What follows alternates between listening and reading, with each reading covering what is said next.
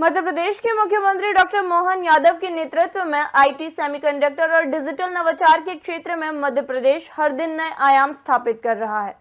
Global investor summit में इस sector में बड़ी चर्चा के साथ निवेश के नए द्वार खुल रहे हैं। देश के कई बड़े निवेशक इस क्षेत्र में निवेश करने के लिए उत्सुक नजर आए। मुख्यमंत्री मोहन यादव ने कहा, इन क्षेत्रों में निवेश के जरिए बड़ी संख्या में रोजगार के अवसर प्राप्त हो रहे हैं। मुख्यमंत्री डॉक्टर मोहन यादव प्रदेश को तमाम तकनीकों में दक्ष कर रहे हैं। मध्य प्रदेश में दूरदर्शी आईटी, आईटीएस और ईएसडीएम निवेश प्रोत्साहन नीति बनाई है। मुख्यमंत्री डॉक्टर यादव ने इस पॉलिसी में निवेशकों को वित्तीय और गैर वित्तीय सहायता प्रदान करने के प्रावधान करवाए हैं।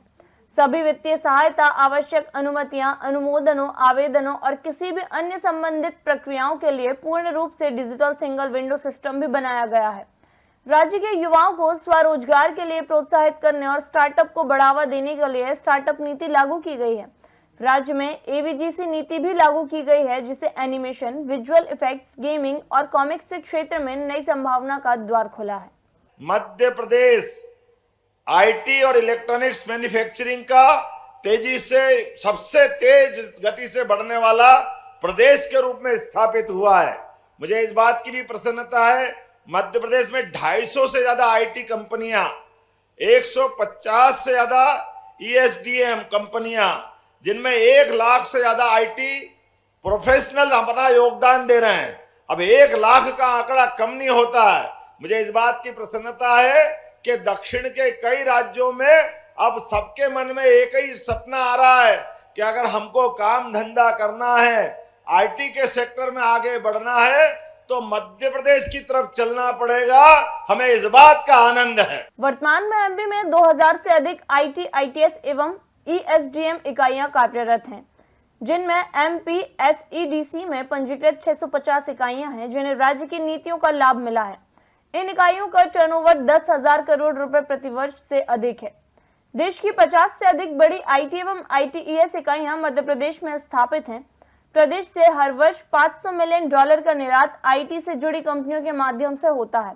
बेंगलुरु में आयोजित इंटरएक्टिव सेशन ऑफ इन्वेस्टमेंट के दौरान एमपीएसईडीसी ने भारतीय इलेक्ट्रॉनिक्स एवं सेमीकंडक्टर संघ, electronic industries association of India, association of Jio special industries और टाई ग्लोबल जैसे प्रमुख राष्ट्रीय और अंतर्राष्ट्रीय उद्योग संघों के साथ समझौता ज्ञापनों पर हस्ताक्षर किए।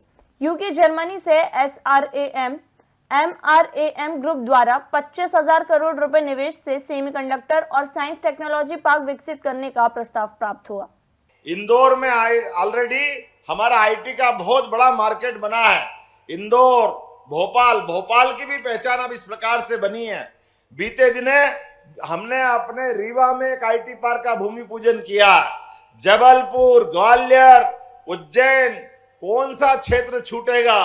हर एक जगह जहां हमारे आईटी की संभावना के बालक बालिका होंगे, वहां आईटी पार्क खोलने का निर्णय हमारी सरकार ने लिया है।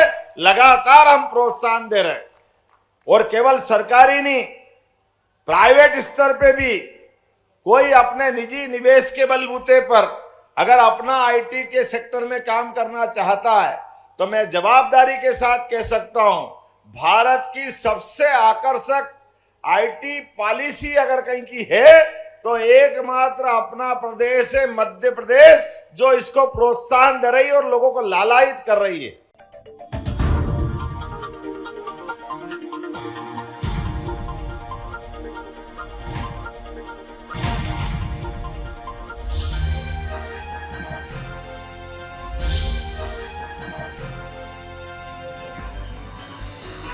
आप देख रहे हैं दखल न्यूज।